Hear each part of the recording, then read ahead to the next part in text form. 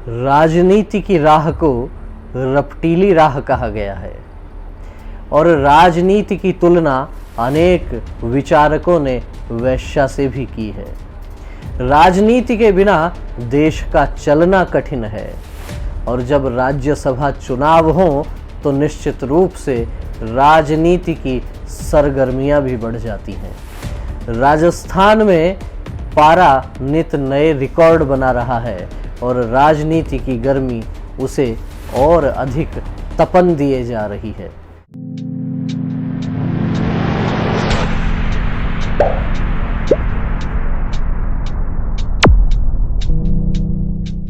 नमस्कार, मैं हूं विवेकानंद शर्मा और आप देख रहे हैं the Vivek views. The Vivek views के इस एपिसोड में हम चर्चा करेंगे जिस प्रकार से राज्यसभा चुनाव का माहौल बना हुआ है और उस चुनाव के बीच जिस तरह से राजस्थान में विधायकों की बाड़ेबंदी हो रही है। जी हाँ, विधायक न हुए जैसे कोई जानवर हो गए हैं, उन पर विश्वास नहीं रहा और जिस तरह से चाहे भारतीय जनता पार्टी हो या हो कांग्रेस और तमाम निर्दलीय या फिर जो छोटे छोटे दल हैं उनके किसी के 5, 7, 2 जितने विधायक हैं सब पर डोरे डाले जा रहे हैं। आखिर क्यों? राज्यसभा चुनाव जो है, राज्यसभा चुनाव वास्तव में राजस्थान में सत्ता पक्ष जो कांग्रेस है उसकी भी अग्नि परीक्षा है और भारतीय जनता पार्टी इसमें किस तरह से आनंद ले रही है। कांग्रेस संकट में है या सांसत में है, क्योंकि कांग्रेस से जिन प्रत्याशियों को, जिन नेताओं को राज्यसभा चुनाव का प्रत्याशी बनाया गया है, पहली बात तो ये कि तीनों प्रत्याशी राजस्थान के बाहर के हैं। भीतर ही भीतर कांग्रेसियों के भीतर भी यह आवाज आ रही है, क्या राजस्थान में राज्यसभा में जाने के लायक कोई नेता नहीं है?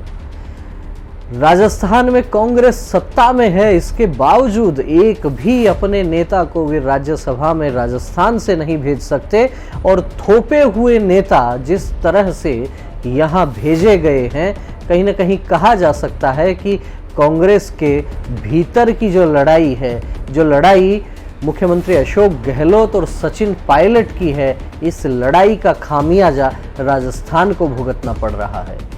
प्रदेश कांग्रेस के भीतर चल रही इस खींचतान का लाभ कांग्रेस आला कमान ने उठाया और अपने चहेतों को राज्यसभा का उम्मीदवार राजस्थान से बना दिया। लेकिन राजस्थान के कांग्रेस के कई नेता इस संदर्भ में कह चुके हैं और जिन निर्दलीय विधायकों के या बसपा के विधायकों के भरोसे कांग्रेस पार्टी ने तीसरे प्रत्याशी को मैदान में उतारा है, खेल बड़ा रोचक हो गया है। बाड़ेबंदी हो गई है और बाड़ेबंदी जब होती है, चाहे महापौर के चुनाव के समय पार्षदों की बाड़ेबंदी हो या फिर सरकार बचाने के लिए अलग अलग दलों की बाड़ेबंदी हो या फिर राज्यसभा चुनाव के समय चुने हुए जनप्रतिनिधि विधायकों की बाड़ेबंदी हो, तो सवाल उठना लाजमी है।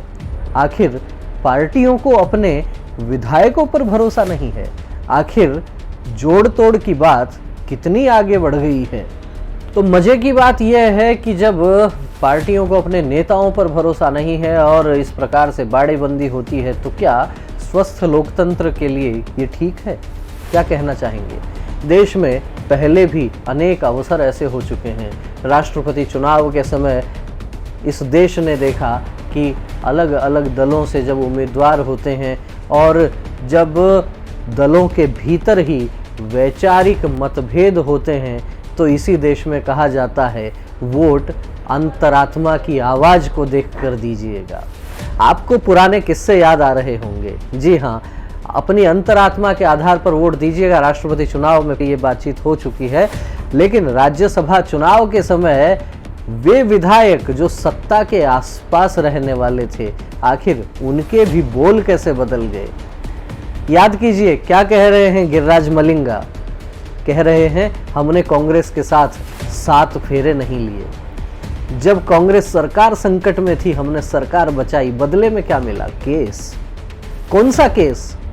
याद कीजिए बिजली बोर्ड, बिजली विभाग, विद्युत विभाग में इंजीनियर हर्षाधिपति पर जिस तरह से प्राण घातक हमला हुआ था और उस हमले में गिरिराज मलिंगा विधायक का जब नाम आया, वीडियो आए और जब पुलिस की जांच हुई, उसके बाद मुख्यमंत्री के इशारे पर उनको गिरफ्तार किया गया तो मलिंगा नाराज हो गए। तो क्या मलिंगा के लिए यह कांग्रेस सरकार से बदलाने का समय है? क्या कांग्रेस के साथ फेरे लेने वाली बात इसीलिए कही गई है? क्या मलिंगा चाहते थे कि वे किसी सरकारी कर्मचारी पर, सरकारी अधिकारी पर हमला कर दें, उनके सामने हमला हो जाए और फिर भी सरकार कुछ भी न करे? क्या चुने हुए जनप्रतिनिधियों को गुंडागर्दी करने की छूट दे दी जाए? और क्या फिर जब राज्यसभा चुनाव हो तो मोल भाव की बात हो जाए? राजेंद्र गुढ़ा क्या कहते हैं? आपने पढ़ा होगा, आपने सुना होगा। कहते हैं मुख्यमंत्री बहुत ज्यादा बोलते हैं, लेकिन क्या गुढ़ा ये कहकर सरकार पर दबाव बना रहे हैं? केवल ये दोनों विधायक ही नहीं, अनेक विधायकों के अलग अलग किस्से चल रहे हैं। सचिन पायलट के खेमे से आने वाले वेद प्रकाश सोलंकी का फोन जब बंद आता है और जब आवाज आती है गुजराती में, तमे डायल करो 6 वो नंबर बन 6, तो कांग्रेसी हक्के बक्के रह जाते हैं। क्या मोटा भाई अमित शाह कुछ खेल करने वाले हैं? लेकिन बाद में बात होती है और स्थितियां अलग निकल कर आती हैं। बहरहाल जो विषय बाड़ेबंदी का बना हुआ है, क्या लोकतंत्र के लिए वो ठीक है? इस पर चर्चा हो सकती है, बहस हो सकती है और केवल राज्यसभा चुनाव नहीं, अलग अलग समय पर अलग अलग प्रकार की राजनीतिक परिस्थितियों में जनप्रतिनिधियों को एक प्रकार से एक जगह कैद कर दिया जाता है। सोचिए किस प्रकार की स्थिति है। 5 स्टार होटल में उनको रखा जाता होगा, सुबह शाम खेलते हैं, क्रिकेट खेलते हैं, ध्यान आसन प्राणायाम करते हैं, मनोरंजन के तमाम साधन होते हैं, लेकिन फिर भी एक प्रकार से बंधन तो है ही। जेल जैसा आभास क्या उन्हें महसूस नहीं होता? चुनाव में आखिर इस प्रकार की स्थिति, ये भी लोकतंत्र का एक अलग रंग है। लेकिन निश्चित रूप से कहा जा सकता है कि कांग्रेस के पीसीसी राजस्थान के अध्यक्ष गोविंद सिंह डोटासरा कहते हैं बाड़ेबंदी अनिवार्य नहीं है, तो फिर क्यों की जा रही है? उधर दूसरी तरफ ये भी कहा जा रहा है कि जिन विधायकों पर संदेह है, सरकार उनकी जासूसी करवा रही है।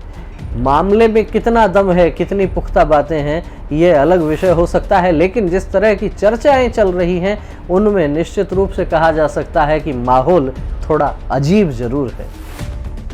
कांग्रेस के कुछ विधायकों ने बाड़ेबंदी में जाने से मना भी कर दिया है। तो क्या गोविंद सिंह डोटासरा का बयान इसीलिए आया है कि जो विधायक मना कर चुके हैं कि हम बाड़ेबंदी में नहीं आएंगे, तो फिर लीपापोती कैसे की जाए? इसी तरह जो एक विधायक हैं वाजिब अली, उन्होंने कहा हमने सरिस्का में जाकर शेर देख लिया है, अब बाड़े में जाने की कोई आवश्यकता नहीं है। किस तरह की तुलना है? और सरिस्का कौन कौन गए, हम सब ने समाचार पत्रों में देखा ही होगा। तो कहा जा सकता है कि मोल भाव चालू है, अपनी अपनी सतर्कता जरूरी है। और क्या राजनीति में राज्यसभा में जाने के लिए, संसद के उच्च सदन में जाने के लिए विधायकों की खुलेआम बोली लगाई जाएगी, या फिर अपने घर के, अपने विचार के, अपने परिवार के जो विधायक हैं उन विधायकों को भी संदेह की नज़र से देखा जाएगा? पहले भी हो चुका है। सुभाष चंद्रा यहाँ से उम्मीदवार हैं राजस्थान से, और भाजपा के जो बचे हुए वोट हैं, घनश्याम तिवाड़ी पहली प्रायोरिटी पर रहेंगे, उनके बाद जो बचे हुए वोट हैं वो सुभाष चंद्रा को जाएंगे। और सुभाष चंद्रा जब पहले हरियाणा से राज्यसभा पहुंचे थे, खेल बहुत हुए थे, विप से और वीटो से बंधे हुए उस समय के विधायकों ने किस तरह से खेल किए थे। पेन की शाही का रंग बदल गया था, और शाही का रंग नहीं बदला, उस समय उस दल के जो नेता थे उनके चेहरे का भी रंग बदल गया था। क्या राजस्थान में भी ऐसा होने वाला है? क्या सुभाष चंद्रा इस चुनाव को रोचक बना रहे हैं? क्या कांग्रेस पार्टी को अशोक गहलोत और सचिन पायलट की खींचतान का खामियाजा भुगतना पड़ेगा? क्या कांग्रेस पार्टी से असंतुष्ट कुछ विधायक मोलभाव करेंगे? क्या कुछ असंतुष्ट विधायक मुख्यमंत्री अशोक गहलोत पर दबाव बनाएंगे। क्या गिरिराज मलिंगा केस को कमजोर करने की बात करेंगे? वाजिब अली कौन से बाड़े की बात कर रहे हैं, किसको शेर बता रहे हैं? राजेंद्र गुढ़ा क्या ब्यूरोक्रेसी पर और तीखे हमले करेंगे? और इसके साथ ही जो विधायक मना कर चुके हैं बाड़ेबंदी में नहीं आएंगे, क्या वे बगावत करके वोट कहीं और देने वाले हैं? आने वाला समय बताएगा। लेकिन आपका इस विषय पर क्या कहना है? राज्यसभा चुनाव में क्या ये बाड़ेबंदी उचित है? क्या ये लोकतंत्र के लिए हितकर है? चाहे जो भी दल अपने विधायकों को, अपने जनप्रतिनिधियों को बंद कर लेता है, बाड़ेबंदी कर लेता है, क्या ये अविश्वास नहीं है? क्या ये होते रहना चाहिए या फिर इस पर भी चलना चाहिए सुप्रीम कोर्ट का डंडा? आपका क्या विचार है? कमेंट करके हमें अवश्य अवगत करवाइए। वीडियो अच्छा लगा हो तो इसे लाइक कीजिए, अधिक से अधिक लोगों तक शेयर कीजिए, चैनल को सब्सक्राइब कीजिए और देखते रहिए द विवेक व्यूज। फिर मिलेंगे एक नए विषय के साथ, एक नए वीडियो के साथ। तब तक आप देखते रहिए द विवेक व्यूज। बहुत बहुत धन्यवाद। नमस्कार।